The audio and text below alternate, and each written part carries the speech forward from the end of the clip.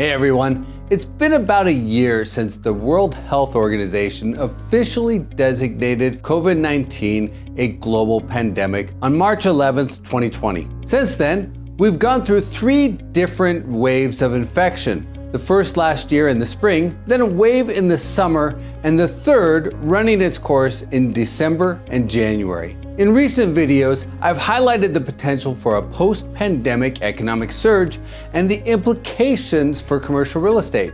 And if anything, that outlook is strengthening. Economists keep raising their 2021 economic forecasts. Last week, Morgan Stanley bumped their 2021 GDP forecast up to 8.1%. If we hit that, it would be the strongest growth since 1950. Goldman Sachs' most recent 2021 forecast was 6.8% growth, and most other economists are forecasting at least 5% growth this year. Of course, all this hinges on the new round of stimulus and the US getting enough people vaccinated to fully reopen. Currently, about 10% of the US population is vaccinated, and about 2.1 million vaccination shots are being administered daily. The addition of the Johnson & Johnson vaccine will likely boost the pace of inoculations. So, according to Dr. Fauci, and roughly verified by the math, the US will hit broad-based immunity by mid-summer, probably sometime around July or August. Considering several states are already dropping mask mandates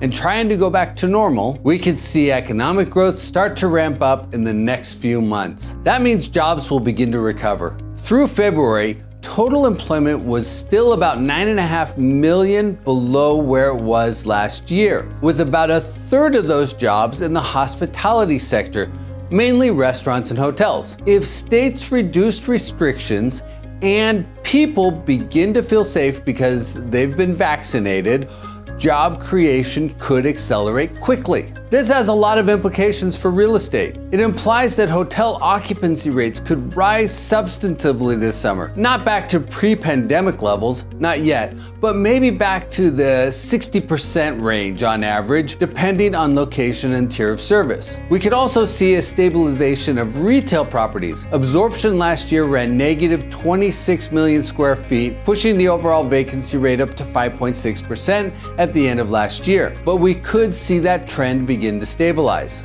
We probably won't see a lot of movement on industrial, which actually got a boost from the pandemic, but momentum should remain sound. The key risk here will center more on new supply than on demand. The apartment sector could get a boost of demand in the latter part of the year as job creation helps debundle households and invigorates new household formation. I don't expect a big change in vacancy rates because this new demand will be partially offset by tenant churn as eviction moratoriums burn off. The wildcard property type will be office.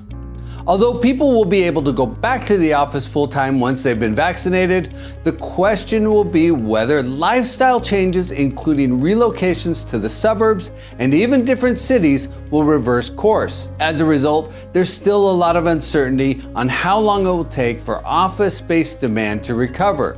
It could come back relatively quickly, or it could take a while, especially in the urban core. In general, the outlook is strengthening. We're not out of the woods yet. There are still many variables in play, but the accelerating pace of vaccine distribution is promising, and it brings with it a strengthening commercial real estate outlook. But as the crisis hopefully winds down, I want to reiterate that competition for assets will begin to rise as confidence returns. Investors need to closely consider the implications of a strengthening outlook and keep their eyes on the horizon.